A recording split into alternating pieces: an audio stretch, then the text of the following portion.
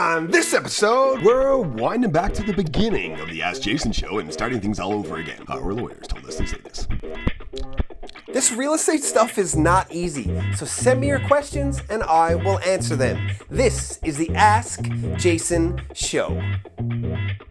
Hello everybody, my name is Jason Piercey and this is episode 105 of the Ask Jason Show. New year, new episode, new long curly hair, same old camouflage shirt that seems to be in every damn episode of Ask Jason. Is it just like the when I do laundry, it just when we film on this day, it just happens to be? I don't know, but there are like a lot of episodes with this shirt in it, so I mean maybe I'll just take it off. Maybe not. New year, new stuff, still some Christmassy things floating around, but also new mic. My name is, we gotta start over because Joe didn't turn this mic on. Don't edit this out. Let's go back and we'll do it again. Here he is. Are you gonna be in shot right now? I hope you are, and I hope you can see the fact that he didn't do this properly. We talked about how to do this for like 10 minutes and he didn't do it. Are you ready? Is it working? You got, yeah? That's me rewinding. New mic. Da-da-da-da. I'm Joe Rogan. And I'm interviewing. Did you see the one he did with Elon Musk? Oh my! Elon Musk is not a human being. He is an alien. It is so. If you haven't seen Joe Rogan's interview with Elon Musk, you should 100% watch it. I don't need to have this all here the whole time, but it makes me feel like I'm on the radio. I'm Kelsey Grammer. No, what does he say? I'm listening. Good day and good mental health. So, I think that's really fun. It's something that I've wanted to have for a while, so we're going to work that in. I like it. So, 105 episodes. Well, 104 that are already out there.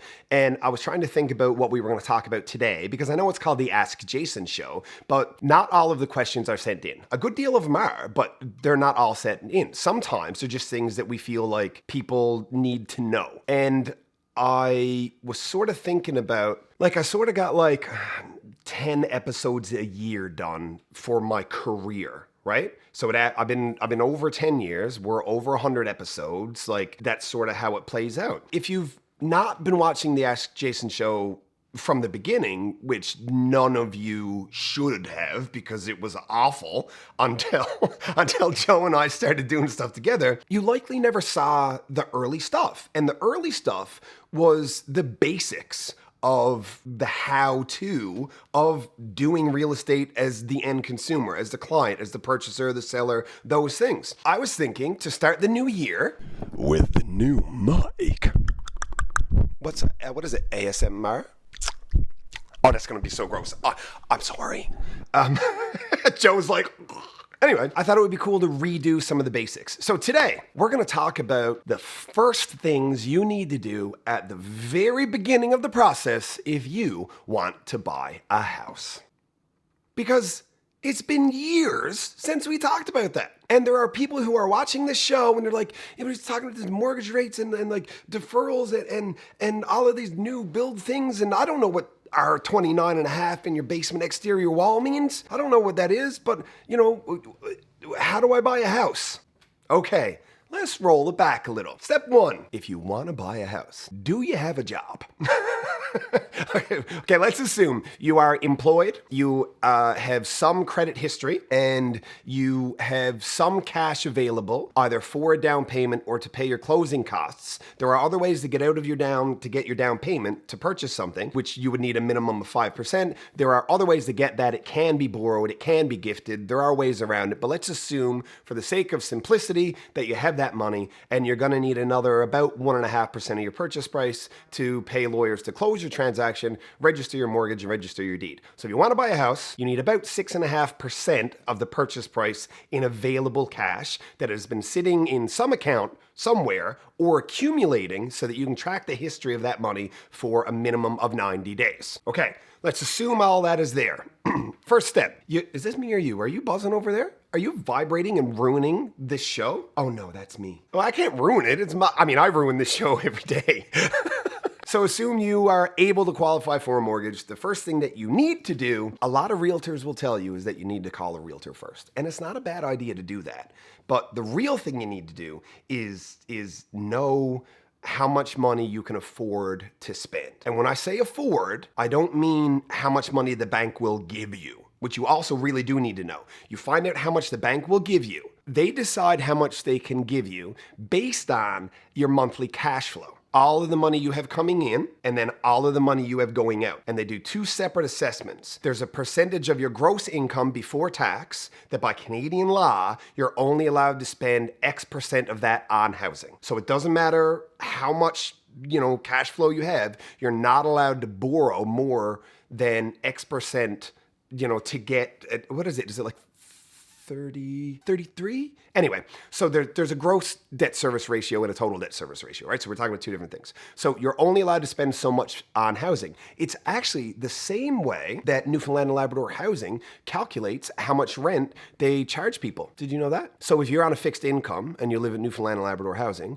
and you only have $1,000 a month because you're a retiree or you're on disability or you're subsidized through HRLE, so Human Resources Labor Employment, so what people used to call welfare or whatever, which is a really cruel way to say it. That's how to determine how much your rent is, 30% of your gross earnings, because that's how much you're allowed according to the government of Canada. And the other way that they assess that is a percentage of your available cash flow. So how much, not gross, after tax, how much comes in, how much goes out, there's a percentage of that you need to stay under. So anyway, that's the first step. You go to your bank, you figure out how much you can spend. And after that, you look at what your life will look like in that frame. And just because the bank will give you 300 grand, does that mean you should spend it? Because then you're totally maxed out. And if you need a line of credit, or even tax season comes and you want to contribute to your RRSP, so you want to go get a line of credit to dump it into your RRSP, so to balance out your refund or whatever, you might not be able to do it. You might be leveraged all of the way and you can't borrow any more money. So think about that. Now you have decided to buy a house, you've got proof of income, your credit history is decent enough to get a mortgage, and you don't need perfect credit to get a mortgage. Somewhere in the mid sixes is probably fine. The baseline for an A lender is probably 640 something, maybe? You don't need to have perfect credit to get a mortgage. You don't. It'll help.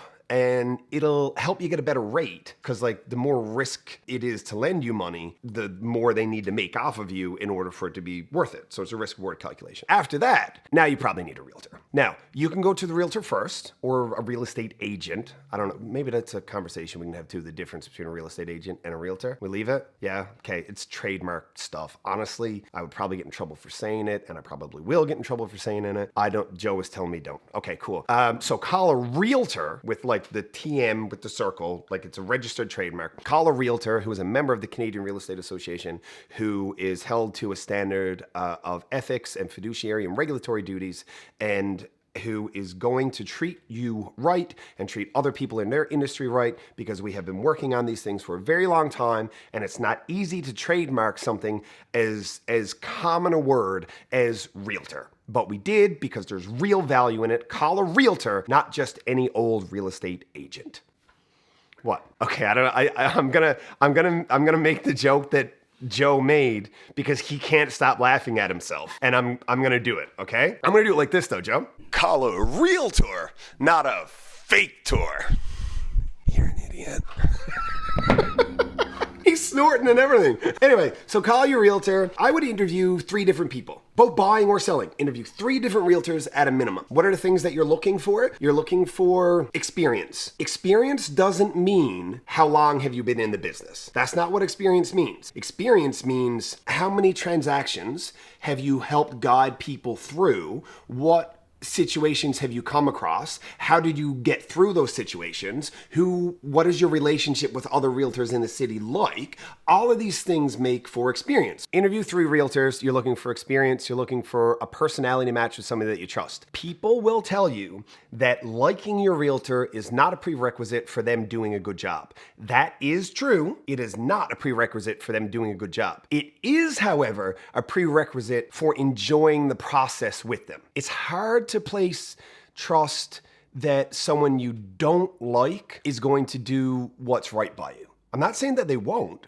There are a lot of great realtors out there who are very, very good at their job that I can't really tolerate a conversation with. I wouldn't go have a beer with you. I mean, maybe I'd have a glass of red wine just because I like red wine so much. I'd tolerate even you guys for that. But you don't need to enjoy the presence of your realtor for them to be good at your job. But wouldn't it be a lot better if you did? Really? So while simultaneously life is the longest thing that we could ever possibly perceive, it is also kind of short. And you're only going to do this a few times. You might as well like it, because if you got someone that you trust who has the experience and can work things through with you, and you like hanging out with them, because you might see him every day for a couple of months. Do you really want to do that with somebody you don't like? Do you know what I mean? Like, I'm hooked into doing this crap with Joe now for God knows how long, and you've seen what he's like. Also, just special request.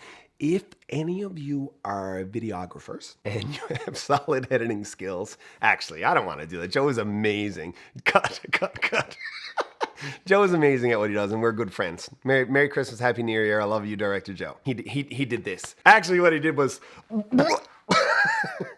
Okay, so find a realtor that you trust. Tell the truth to your realtor about what your expectations are. If you are buying a house, the person that represents you.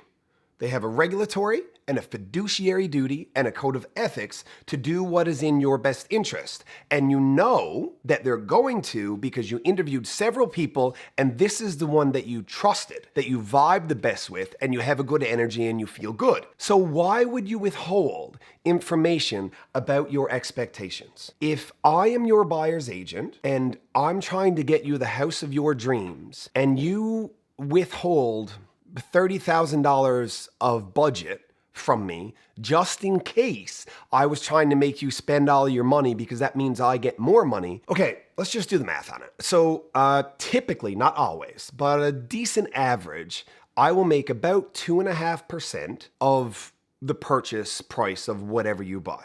Okay? So if you spend an extra $10,000, okay? Just do the math here. That's $250. Taxes, expenses. I pay more than that just to be your realtor in a month, right? So if you spend another 10 grand, I don't make any more money. I just pay more taxes. So tell me or whomever the truth.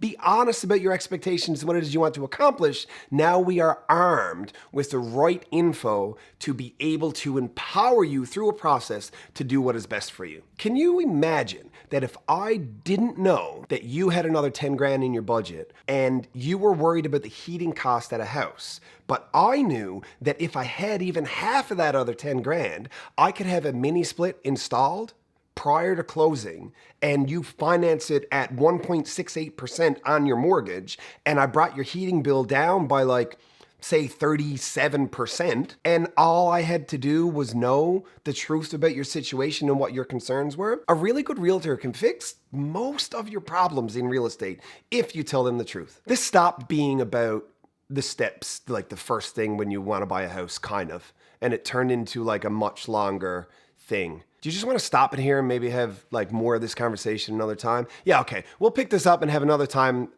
more of an evolution of this and go into episode 105 and a half or 106, whatever we want to call it. We'll leave it at that for now just because clearly I have no direction today. This has been another installment of the Ask Jason Show. Each case assessed individually. Cut. Okay, I love you all. Bye. The Ask Jason Show exists so that you can get good real estate related information from a resource that you can trust. Now, speaking of resources you can trust, here's a couple I would trust to work with my mom. Because good enough for mom, I mean, good enough for you.